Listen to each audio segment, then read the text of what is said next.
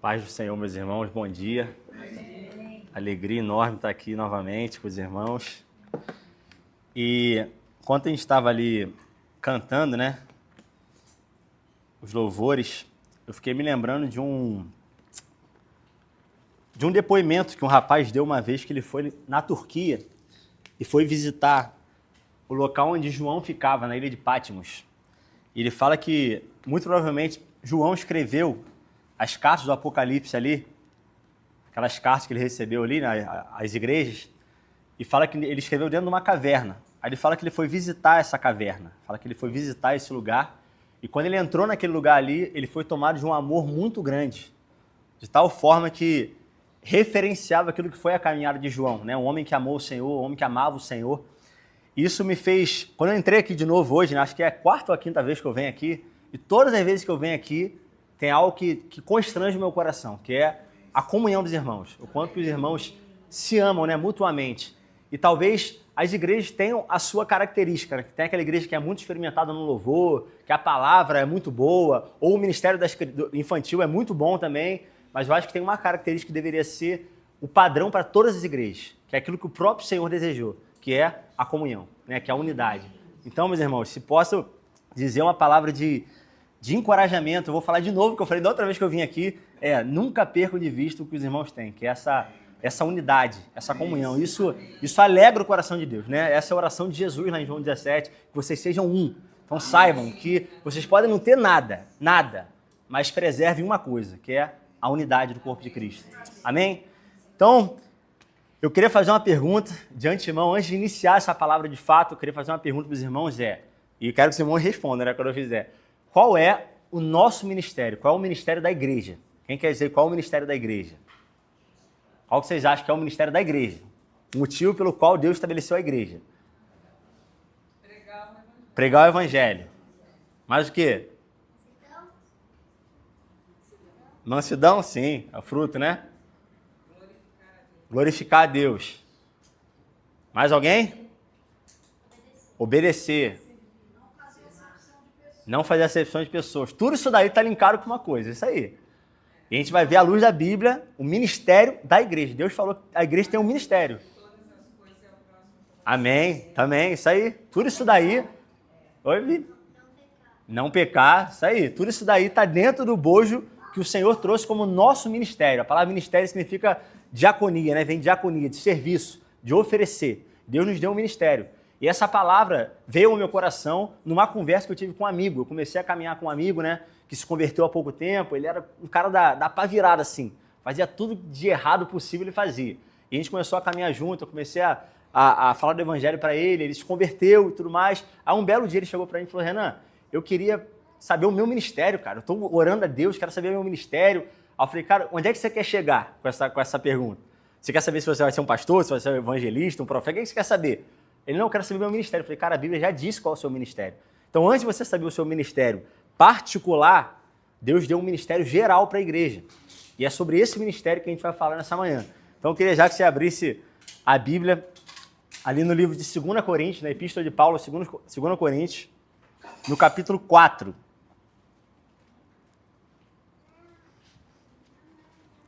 Segunda Coríntios, capítulo 4, verso 3.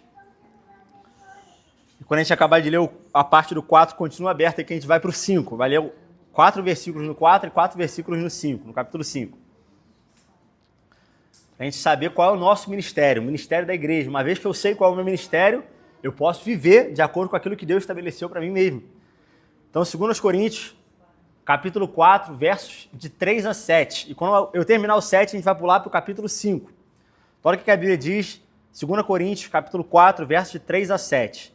Mas se o nosso evangelho está encoberto, para os que estão perecendo que está encoberto, o Deus desta era, o Deus deste século, cegou o entendimento dos descrentes, dos homens, para que não vejam a luz do evangelho de Cristo.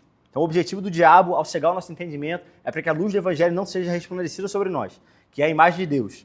Mas não pregamos a nós mesmos, mas a Jesus Cristo, o Senhor, e a nós como escravos de vocês, por causa de Jesus. Pois Deus que diz, das trevas resplandeça a luz. Ele mesmo brilhou em nossos corações, para a iluminação do conhecimento da glória de Deus na face de Cristo. Mas temos esse tesouro em vasos de barro, para mostrar que a excelência do poder não é nossa, mas de Deus. Capítulo 5. Vamos lá para o capítulo 5, verso 16. Capítulo 5, verso 16. De modo que, de agora em diante, a ninguém mais olhamos segundo a carne. Ainda que antes tenhamos considerado o próprio Cristo dessa forma. Agora já não o consideramos assim. Portanto, se alguém está em Cristo, é nova criatura. As coisas velhas já passaram e eis que tudo se fez novo. Tudo isso provém de Deus, que nos reconciliou consigo mesmo, por meio de Cristo, e nos deu o ministério da reconciliação.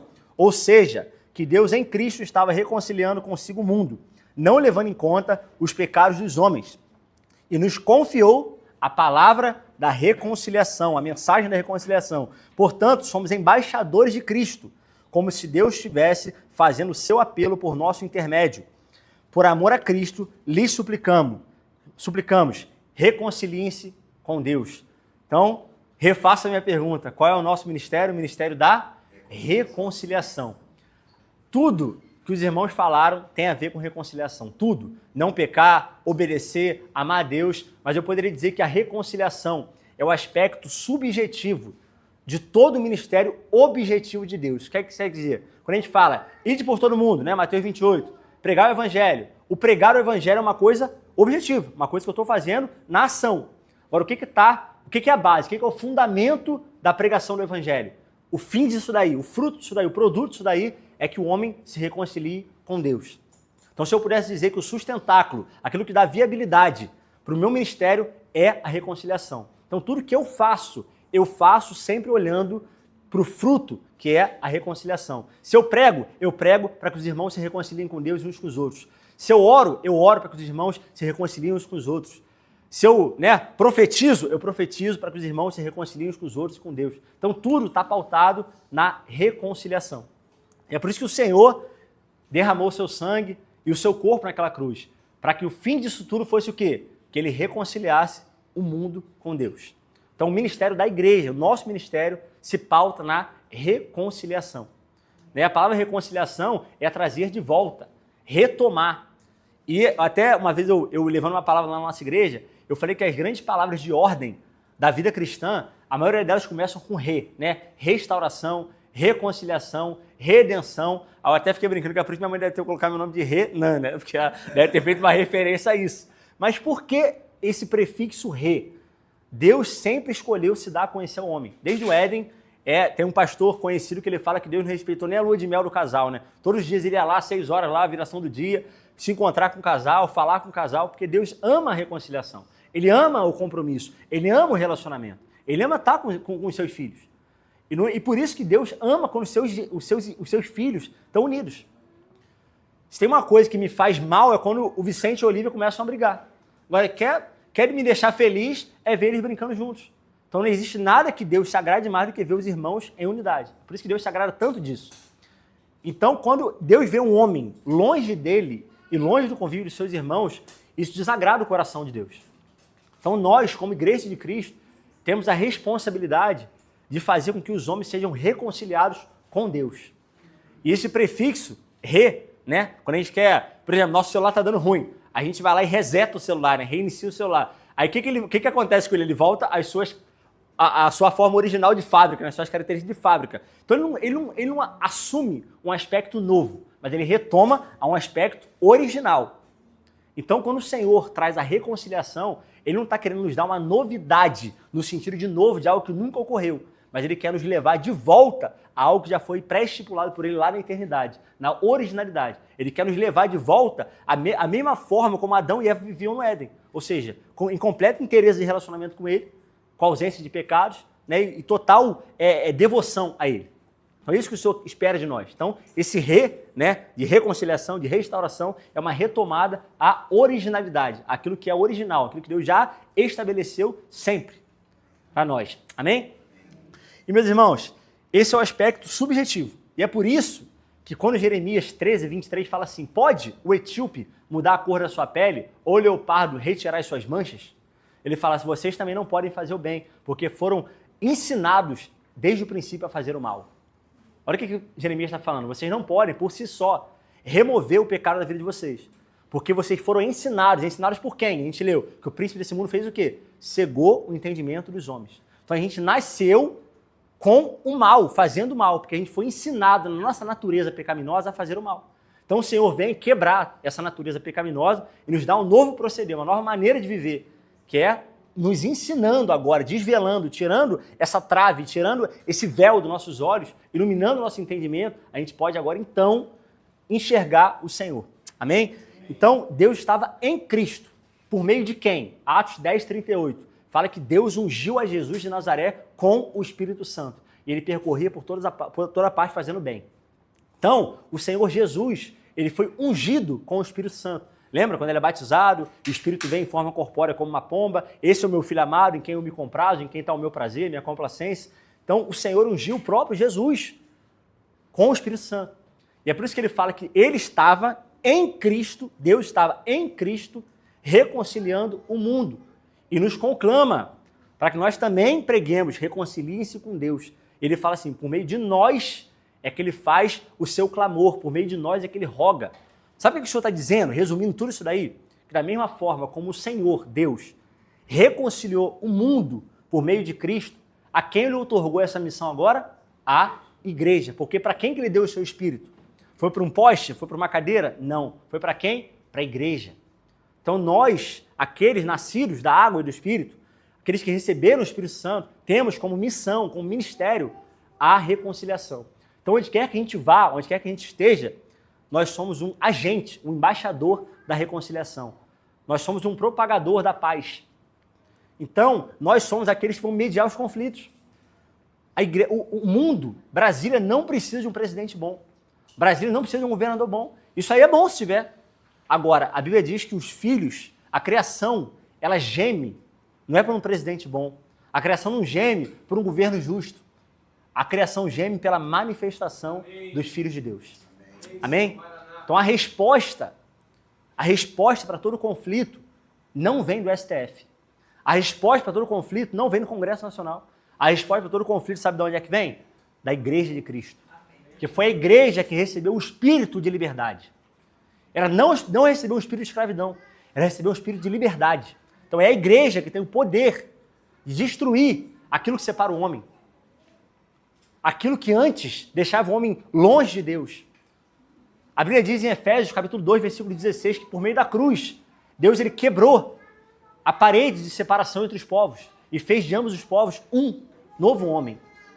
Então, meus irmãos, o povo da cruz, o povo do Espírito Santo, a igreja de Cristo tem em si o poder para devolver o homem ao seu estado original, para devolver o homem à sua originalidade. Então, no nosso trabalho, nós somos esse agente da informação. No nosso trabalho, na nossa faculdade, na nossa casa, na nossa vizinhança, nós somos o povo que reconcilia os homens uns com os outros. De tal forma que se há um conflito, a solução para esse conflito, sabe onde está? Onde? Residindo ao lado dele. Uma vez eu tenho um amigo, né? Quando eu me mudei lá do Rio de Janeiro, vim para cá, para Brasília, aí ele virou para mim e falou assim, poxa, Renan, tomara que o vizinho que venha para cá seja legal igual vocês. Eu falei, não, tomara que seja o pior possível. Que o bom não precisa de você. O pior é que precisa de você. Ele precisa encontrar um filho de Deus, para que ele seja reconciliado ao seu propósito, para que ele ache um filho de Deus e, vendo o filho de Deus, ele possa falar como Cristo mesmo falou, aquele que vê o filho, vê o pai. E se ele vê um filho de Deus do lado dele como vizinho, ele vai enxergar o pai dele. Ele vai sair dessas trevas de conhecimento, de entendimento, e a luz do Evangelho vai resplandecer sobre ele de tal forma que ele vai poder ser reconciliado com Deus e contigo. Amém? Amém. Então, meus irmãos, Deus roga por nosso intermédio. Por isso que ele fala que nós somos seus embaixadores. Né? E aqui em Brasília é legal saber disso daí, né? Porque aqui eu tenho o setor de embaixadas, né? Eu fiquei muito... Quando eu comecei a andar aqui, comecei a ver as embaixadas aqui, eu falei, negócio engraçado, negócio de embaixada. Né? Aí eu comecei a ver a embaixada do Paquistão, embaixada do Iraque. Aí eu lembrei de uma história quando eu cheguei aqui em Brasília. Quando eu cheguei aqui em Brasília, eu ouvi uma história de que um iraniano abusou de 2 meninas numa piscina num clube aqui em Brasília. Aí na época eu fui ver aquela história, fui pesquisar aquela história, como é que tinha sido. Aí o pessoal nos comentários da história, mas isso é injusto, ele tem que ter sido punido. Aí o pessoal, não, como ele tá como embaixador, ele não é julgado pelas leis do país que ele está. Aí eu falei, rapaz, nem sabia disso, né? Aí eu falei assim, mas alguma lei ele vai ser julgado. Qual é a lei que ele vai ser julgado? A do país dele. Eu acho que é melhor ser julgado pelas leis do Brasil do que do do Irã, do Iraque lá, né? Então, do Irã, no caso, né? Eu falei assim, então, meus irmãos, isso também nos remete a quem nós somos, a quem nós representamos. É mais do que fazer algo para o Senhor, é representar uma pessoa. Nós representamos o Senhor. Logo, as leis que nós nos submetemos não é a lei do Brasil, muito menos a lei dos homens, mas é a lei do próprio Deus. É a lei do reino de Deus. Então, o que nós fazemos, ainda que fique impune pela lei dos homens, vai ser julgado pelo próprio juiz, que é o Senhor. Então, o ministério da igreja não cabe fazer um pré-juízo sobre alguém. O ministério da igreja não está para determinar comportamentos. O ministério da igreja não está em julgar entre vivos e mortos, né? Esse não é o ministério da igreja. O próprio Cristo fala isso. Eu não julgo ninguém, não. O meu Pai e a palavra que eu vos tenho pregado vos julga. Então, o ministério da igreja é reconciliação. Amém. Reconciliação. Porque ele não levou em conta os nossos pecados. E, evidentemente, leva em conta os pecados dos nossos colegas, né? Não, eu não posso porque esse cara não merece. Ele não merece isso, ele não merece aquilo.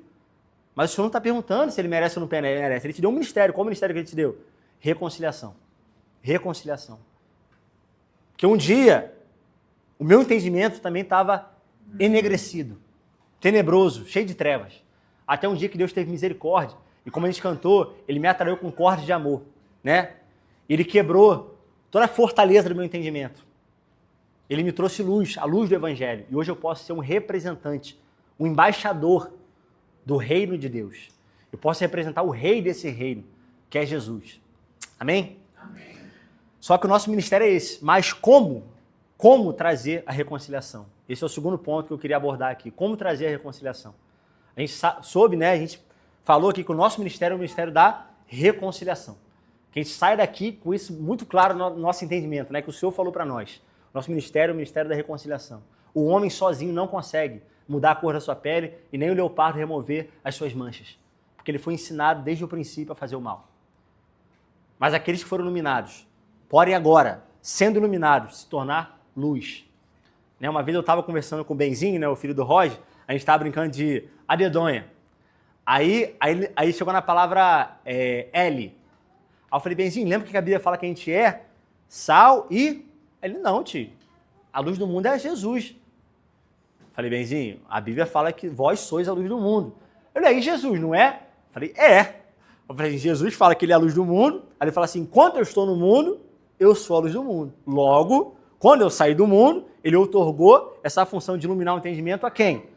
A igreja, por meio do Espírito. Que aquilo que repousava sobre Jesus está sobre a igreja. E a gente pode, como filhos de Deus, como pequenos cristos, né? Como cristãos, levar a luz que estava sobre Jesus às nações. Então nós somos os representantes disso. Então esse ministério passa pela igreja a fim de que a gente possa ser essa ponte, né? A gente possa se interpor entre os homens, trazendo luz no entendimento desses homens e trazendo eles de volta para o seu princípio original, ao seu relacionamento com Deus. Então, meus irmãos, o meio pelo qual Deus faz isso, o meio que a gente consegue reconciliar os homens é por meio do conhecimento de Deus. Eu queria ler um texto aqui, abre aí, por favor, Isaías. Olha como é que o conhecimento de Deus é aquilo que dissipa a violência, é aquilo que derruba a separação, aquilo que traz separação e é aquilo que reconcilia os homens uns com os outros. Isaías, capítulo 11, versos de 6 a 9. Olha que texto tremendo, olha que texto tremendo.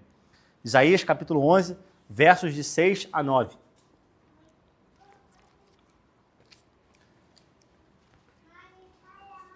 Versículo 6, diz assim, morará o lobo com o cordeiro, e o leopardo com o cabrito se deitará. O bezerro, o filho de leão e o animal cevado viverão juntos, e o menino pequeno os guiará. A vaca e a ursa pastarão juntas.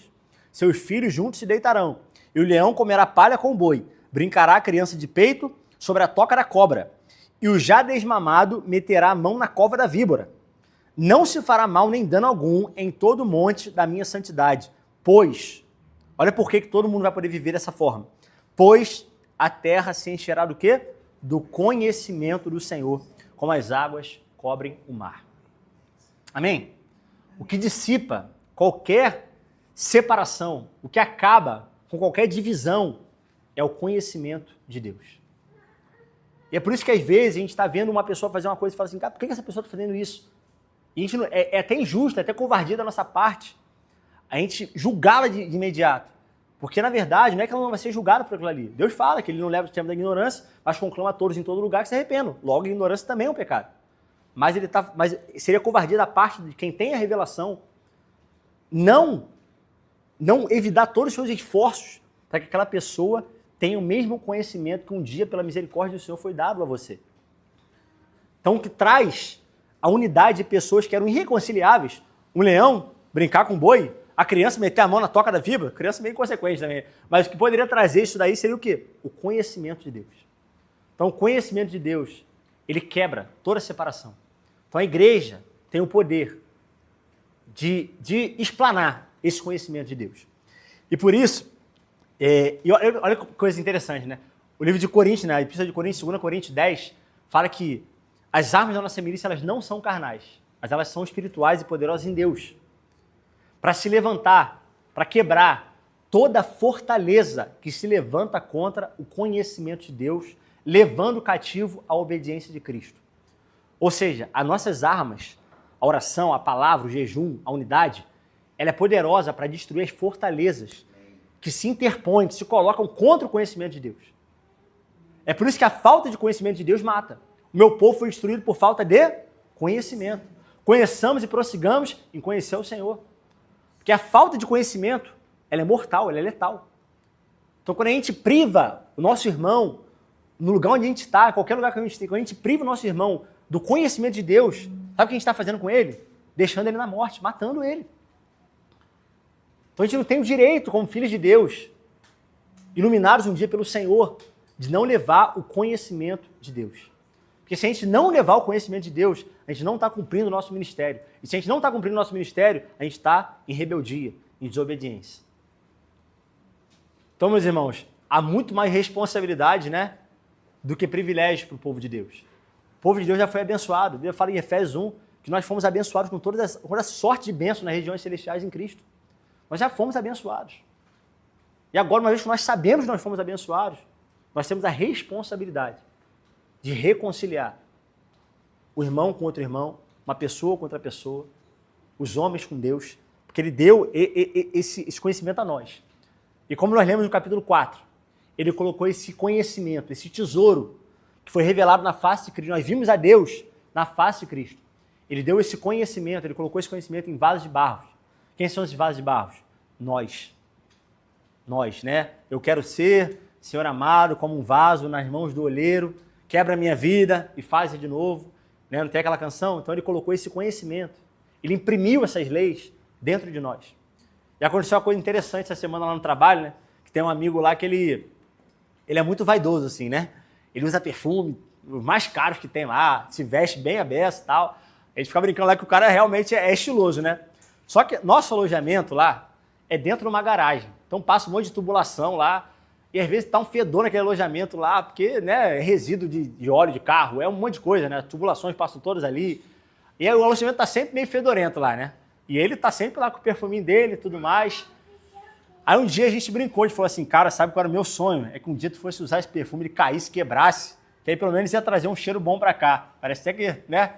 Aconteceu exatamente isso. Ele foi lá passar o perfume, se descuidou, tal! Deu uma dor no coração, mas no momento que quebrou aquele perfume, o que aconteceu? O alojamento todinho ficou cheiroso. A gente brinca que até hoje o alojamento tá cheiroso. Chega lá, ainda tem um resquício do perfume dele lá. Fala, pô, esse perfume era bom mesmo, o negócio foi uns R$300 o perfume dele. Quebrou o perfume lá, mas inundou aquele lugar. Então aquele perfume daquela pessoa que ela estava protegendo alcançou a vida de todo mundo. Dissipou o mau cheiro da vida de todo mundo. E assim é com os filhos de Deus. Nós somos esse recipiente a qual o Senhor escolheu colocar o seu conhecimento por meio do seu Espírito. De tal forma que de vez em quando Deus vai quebrando em vasos aí, né? É um sendo martirizado, é um sendo morto, para que esse perfume, esse conhecimento de Deus seja espalhado. Porque talvez se esse vaso fosse de titânio, de carbono, de ferro, a gente preservasse o conhecimento, né? Mas não, a gente não está aqui para preservar esse conhecimento. A gente está aqui para poder explanar esse conhecimento. A gente é tão seguro que nós fomos crucificados com Cristo, que o Senhor não precisa nos proteger. O Senhor não precisa nos proteger. Deus não protegeu os homens dele na Bíblia. Não protegeu. Os homens foram martirizados, Pedro foi crucificado de cabeça para baixo, Mateus foi esfolado pelos cavalos. Deus não protegeu esses homens não. Sabe por que Deus não protegeu? Porque os homens estavam totalmente seguros em quem eles serviam, para quem eles serviam, na sua morte. Eles morreram seguramente. É como se fosse um capacete de moto. Ele não impede que você caia, mas ele te protege da queda. Então ele é um equipamento de segurança, porque ele assegura que a sua queda vai ser, no mínimo, não vai arrebentar a tua cabeça. Mas ele não pode impedir que você caia. O Senhor, às vezes, não vai nos proteger justamente para que, seguramente, a gente possa entregar a vida para os nossos irmãos. E eles possam ter o mesmo perfume que nós preservamos de outrora, eles possam agora experimentar desse bom perfume de Cristo na vida deles também. Amém? E agora esse alojamento está cheirosinho. Porque agora ele quebrou aquele que detinha, né, o conhecimento, o perfume. Agora isso foi explanado para todos os homens ali naquele alojamento. E ele acabou com o mau cheiro daquele lugar. As trevas daquele lugar foram dissipadas para aquele bom perfume que foi derramado ali, ainda que não tenha sido propositalmente. Amém, meus irmãos? Amém. E por isso, né, chegando ao nosso último ponto, qual foi o instrumento que o Senhor usou para que o seu conhecimento fosse explanado e os homens, então, fossem reconciliados? Qual foi o instrumento que o Senhor usou? A cruz de Cristo. Exatamente. A Bíblia fala que ele fez a paz. Ele não descobriu a paz, ele estava procurando, não, ele fez a paz. Onde não havia paz. Ele fez a paz por meio da cruz e do sangue. E aconteceu a morte do Papa, né, recentemente. E eu lendo ali, né, a história do Papa ali, fui pesquisar algumas coisas e tal. E é muito legal, né, que na hierarquia clerical ali, né, da Igreja Católica, existe o Sumo Pontífice, né, que é o nome do Papa, né? O Papa significa pai, né? E vem a questão do Sumo Pontífice.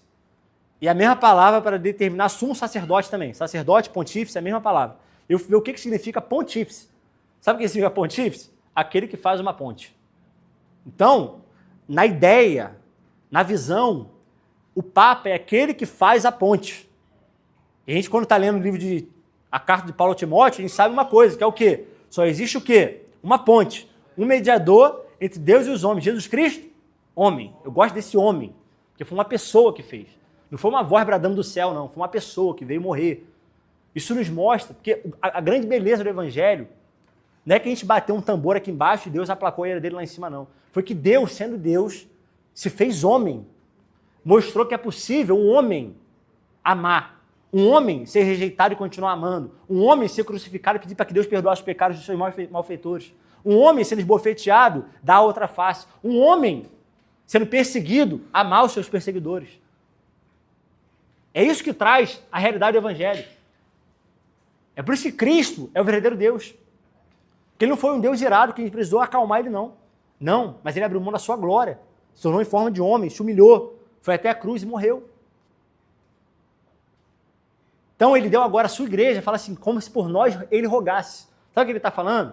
Construam essas pontes. Façam essas pontes. Sejam vocês, esses sacerdotes, a pouco ele fala isso. Ele vos constituiu o reino de reis e sacerdotes. Então, a obrigação, a responsabilidade está sobre a igreja de construir pontes, de fazer ponte, onde não tem ponte. Você está vendo um casal brigando o tempo todo. Você pode ser o meio de reconciliação desse casal. Você está vendo um chefe brigando com um subordinado o tempo todo. Você pode ser o meio de fazer a paz entre esses dois.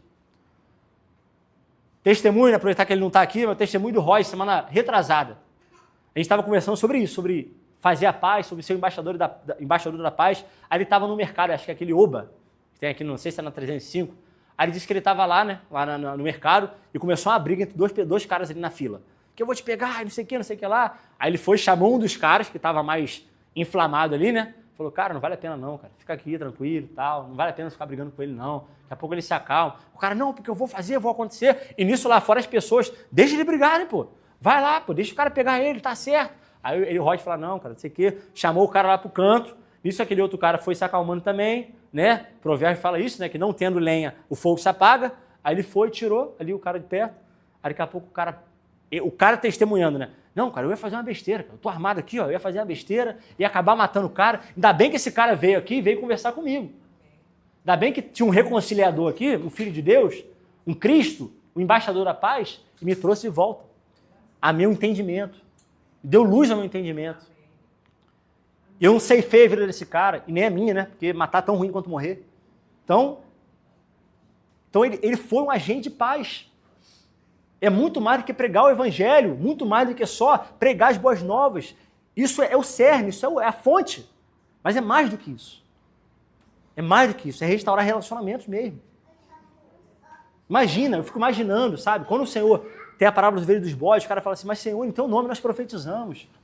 Em teu nome nós curamos. Em teu nome nós expulsamos demônios. E o Senhor não fala, não, vocês não fizeram isso. Fala, vocês fizeram. Mas, quando eu tive fome, vocês não me deram de comer. Quando eu tive sede, vocês não me deram de beber. Ou seja, vocês não estão sendo julgados pelo que vocês fizeram. Estão sendo julgados pelo que vocês deveriam ter feito e não fizeram. Porque quando o teu vizinho estava quase batendo na esposa dele, você não interviu. Quando o teu chefe estava massacrando o subordinado, você não interviu. Você não se colocou como uma ponte para reconciliar. Não estou falando que você tinha que ter brigado com ele, não. Mas tinha que ter orado por ele, pegado uma mão na outra aqui, ó, e reconciliado. Você é esse meio, você é esse construtor de ponte.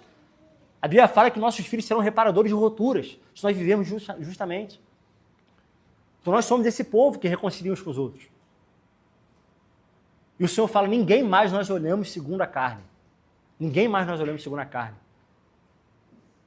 A gente está quase se encaminhando, mas eu lembrei de uma história que eu ouvi de um pastor lá da Nova Zelândia, que me fez entender um pouco esse texto aqui. Ninguém mais nós olhamos segundo a carne, como proceder humano. É uma história assim. Um pastor de ovelhas, ele tinha algumas ovelhas lá, né, no seu rebanho. Ele fala que 2 ovelhas engravidaram, né, ficaram prenha. Aí disse que a primeira teve a ovelhinha nasceu, só que a mãe morreu no parto. Então a ovelhinha ficou órfã de mãe. A mãe morreu, e no outro parto, a ovelhinha foi que morreu e a mãe ficou bem. Aí ele teve a brilhante ideia, o que eu vou fazer? Eu tenho uma ovelha sem filha, e tenho uma ovelhinha sem mãe. O que eu vou fazer? Vou juntar as duas. Essa mãe aqui que perdeu a ovelhinha vai ter uma filha, e essa filha que perdeu a mãe vai ter uma mãe. Aí ele foi lá e juntou. Quando a ovelha, mãe, viva, sentiu o cheiro daquela ovelhinha viva, que não era dela, ela falou, não, essa não é minha filha, e rejeitou a ovelhinha. Aí ele falou, então ela seguia pelo cheiro, né? Aí o que ele fez? Já tive uma brilhante ideia. Ele foi lá na ovelhinha morta, arrancou lá o couro da ovelhinha morta, envolveu a ovelhinha viva e deu para a mãe de novo. Aí a mãe recebeu ela. E é mais ou menos isso que Deus faz conosco. Deus não recebe o Renan. Deus recebe o Cristo que está sobre o Renan. Deus recebe o sangue de Cristo que foi derramado sobre o Renan. De tal forma que eu não olho mais os outros segundo a carne. Quando eu olho para as pessoas, eu não vejo o fulano, o ciclano. Eu vejo o sacrifício de Cristo sobre ele. Amém. Eu não olho mais ninguém segundo a carne, mas eu olho como quem por quem Cristo morreu. Então eu não tenho o direito de não reconciliar essa pessoa se o próprio Cristo morreu por ele. E meus irmãos, eu queria terminar isso com um testemunho que aconteceu essa semana lá no trabalho. E muito dessa palavra nessa manhã é por conta daquilo que eu tenho vivido todo esse ano, né? Eu trabalhei em vários lugares, tive vários chefes. E uma característica que eu tive, que eu falo que eu sou muito abençoado, porque eu sempre me dei muito bem com meus chefes. A maioria deles me tornaram meus amigos. Eu sempre tive um ambiente de trabalho muito bom. Apesar de trabalhar muito, eu sempre tive um ambiente de trabalho maravilhoso. Eu nunca cheguei em casa e falei, meu trabalho é muito ruim. Muito pelo contrário, eu adoro o meu trabalho, adoro o ambiente de trabalho, as pessoas, meu chefe. E pela primeira vez, eu comecei a ver um ambiente de trabalho, não é que seja ruim, mas um ambiente que eu vejo muitas separações, muitas picuinhas, muitas rixas. E aquilo começou a me incomodar muito. Eu falei, Senhor, a tua palavra diz que nós somos reconciliadores. Eu não posso permitir isso acontecendo. Mas que eu seja esse meio de trazer paz a esse lugar, de trazer reconciliação a esse lugar. E por isso, meus irmãos, que o Senhor, ele fez a paz por meio da cruz. Por meio da cruz.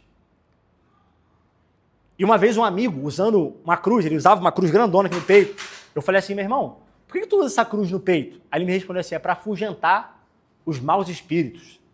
Eu falei, meu irmão, a gente usa a cruz para afastar, né, as coisas, né? E é muito legal que no início da igreja, quando a gente lê ali os pais da igreja, a patrística, os homens usavam uma cruz. Mas essa cruz que eles usavam não era para repelir os outros homens. A cruz de Cristo, e não é qualquer cruz que serve, é a cruz de Cristo. Porque se fosse qualquer cruz, as duas cruzes lá no Gólgota tinham salvado todo mundo. Mas é a cruz de Cristo, a cruz injusta. A cruz de alguém que não merecia estar lá. Porque a cruz daqueles homens era justa. Mas a cruz de Cristo é a cruz injusta. A cruz, para ser cruz, ela tem que ser injusta. Eu não subo numa cruz que é justa. Porque se ela fosse justa, ela seria minha punição. Eu tinha que ser crucificado mesmo. Mas a cruz de Cristo é aquela que eu tomo voluntariamente, sem merecê-la. Essa é a cruz de Cristo. Então, esses homens usavam essa cruz. E eu perguntei para ele por que ele usava essa cruz. Ele falou para repelir os maus espíritos. Eu falei, meu irmão, a cruz de Cristo, na verdade, é o contrário. A cruz de Cristo não é para me proteger de você, não. É para proteger você de mim. Eu não quero crucificar você na minha cruz, não. Essa cruz foi a cruz que eu fui crucificado. De tal forma que você pode se aproximar de mim tranquilamente. Eu não posso te fazer mal. Então, meus irmãos, o crucificado é aquele que não vai fazer mal ao outro. É por isso que a palavra de Deus fala assim, ó, que o ódio excita contendas, né? Provérbios 10, 12. Mas o amor cobre todas as transgressões. Aí a gente pensa, poxa, então o amor, ele cobre a transgressão. Aí a gente pensa que o amor encobre a transgressão. Não, quem encobre é cúmplice. Ou seja, eu pequei, o irmão pecou e vem falar comigo. Pô, irmão, fiz uma besteira aí, matei um cara. Não, pô, não vou contar pra ninguém não. Isso aqui é encobrir. Irmão, eu vou orar contigo. Sabe o que é cobrir? Eu vou cobrir ele de amor e de misericórdia, de tal forma que ele ache um ambiente seguro para poder abrir o seu coração e orar comigo ali. E ser liberto dessa culpa. Então a cruz é isso. A cruz é o lugar onde eu fui crucificado de tal forma que eu estou disposto a sofrer o dano para que a paz seja estabelecida. Eu estou disposto a sofrer a injúria para que a paz seja estabelecida. E foi um pouco o que aconteceu nesse testemunho que eu quero finalizar. Né? Um rapaz lá estava perseguindo o outro lá no trabalho, lá, né? Perseguindo veementemente, o negócio estava feio mesmo. E eu falei, isso está errado. Isso está errado, isso não pode ser assim. Mas, eu falei, se tem alguém que possa, pelo menos, tentar solucionar isso aqui, é alguém que, no mínimo, um dia entendeu que foi reconciliado com Deus. Eu fui lá, comecei a falar com esse rapaz, a gente foi dar uma corrida junto lá, ele estava muito triste, ele já estava cabisbaixo, ele teve um ano bem difícil, a esposa dele teve câncer, quase morreu. E a gente caminhando ali, você vê que ele está muito desanimado, muito triste. É um cara que era um cara excelente, assim, mas começou a desanimar, porque esse outro rapaz começou a falar muito mal dele, começou a falar que ele não presta, começou a falar que ele não gosta de trabalhar, começou a falar que ele é ruim, começou a perseguir ele o tempo todo. Aí, essa semana a gente teve esse momento de estar junto no alojamento, só eu e ele. Aí eu falei, meu irmão, posso falar uma coisa? Eu falei, cara, você tá desse jeito porque você está acreditando numa mentira. Você está acreditando numa coisa que estão te falando que é mentira.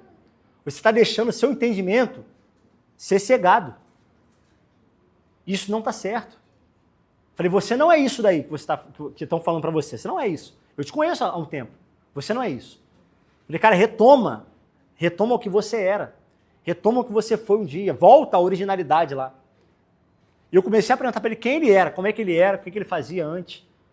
E no final ele falou assim, cara, obrigado por essa conversa que a gente teve aqui, porque eu tinha esquecido quem eu era. Eu comecei a acreditar nessa mentira de tal forma que eu esqueci quem eu era. Eu falei, cara, não é só isso não. Deus quer te reconciliar com ele também. Deus quer te trazer de volta a originalidade. Deus te fez para ter relação com ele. Deus te fez para ter um relacionamento com ele. E você só vai ser completo no dia que você tiver uma relação com ele. E ele começou a chorar. O cara já tem idade para ser meu pai já.